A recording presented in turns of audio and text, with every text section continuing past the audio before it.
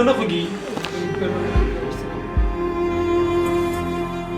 د ولسمشر ستر سلاکار او د ننګرهار والي ضیاءالحق ماخیل وایي 15 کلنه سنا 4 ورځې وړاندې د جلال آباد ښار 4مې ناحیې څخه تښتول شوې وه چې په دې ولایت کې د ملي امنیت ځواکونو د عملیاتو په پایله کې د کابل بوتخاک سیمه کې د تښتونکو له منګلو وژغورل شوه او د تښتونکو په تړاو یې تره نور حکیم ونیول شو.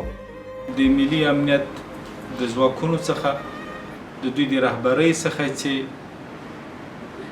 نن یو مهمه قضیه نهایی کړه او همدارنګه هدف ته ورسېده.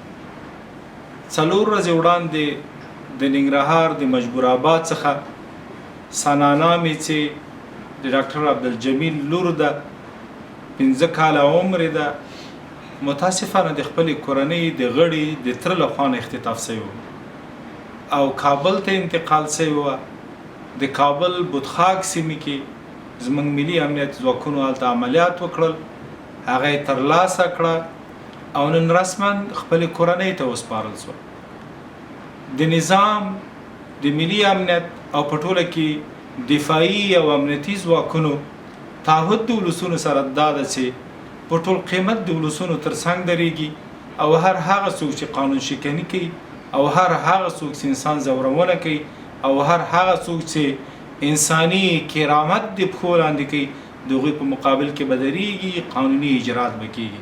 نو خوشحاله ویاړ افتخار په دې باندې کوم، خوشحاله یم چې زموږ ملي امنیت ځواکونو او د ننګرهار ملي امنیت ادارې دغه معصومه وړه 15 کلنه ماشومه پیدا کړه او نن رسما کورنۍ ته سپارل کېږي.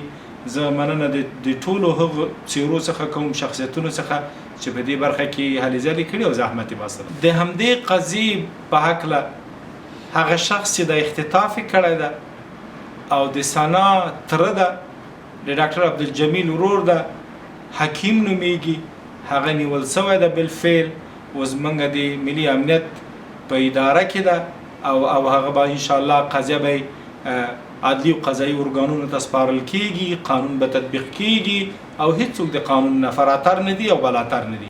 د یادې معصوم نجلۍ پلار ډاکټر عبدالجمیل د ملي امنیت بیداره ځواکونو څخه مننه وکړه چې لور یې ورته د تښتونکو له منګولو وژغورل او ډاډ یې وښود که د هرې قضیې په تړاو د یاد ارګان سره معلومات شریک شي نو مجرمین به خامخا د قانون منګولو ته سپارل کېږي.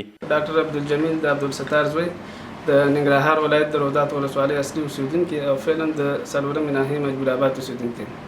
زما یو وړه لور چې 15 کلنه ده سنا نومیږي، دا 3 ورځې وړاندې په 10 تاریخ سبعي 8 بجې د کور د مخې نه اختطاف شوه او موږ تر سبا پورې هېڅ معلومات نه کېدی. سبا موږ ته میسیج راغی د یو نمبر نه چې ته موږ ته $10,000 راکړه.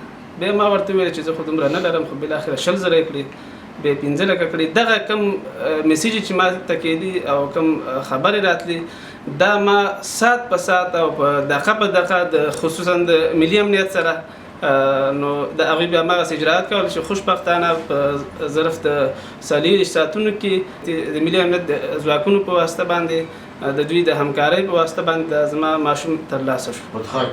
زه د دوی نه د بوتخاک په ساحه کې ترلاسه شو. زه د دوی نه ډېره مننه کوم د ملي امنیتي دفاعي ځواکونو نه. زه په دوی باندې ویاړم. د یاد نجلۍ تښتونکي او ترې نور حکیم په خپل جرم اعتراف وکړ او زیاته یې کړه چې د پیسو ترلاسه کولو په موخه یې خپله ورېره تښتولې وه.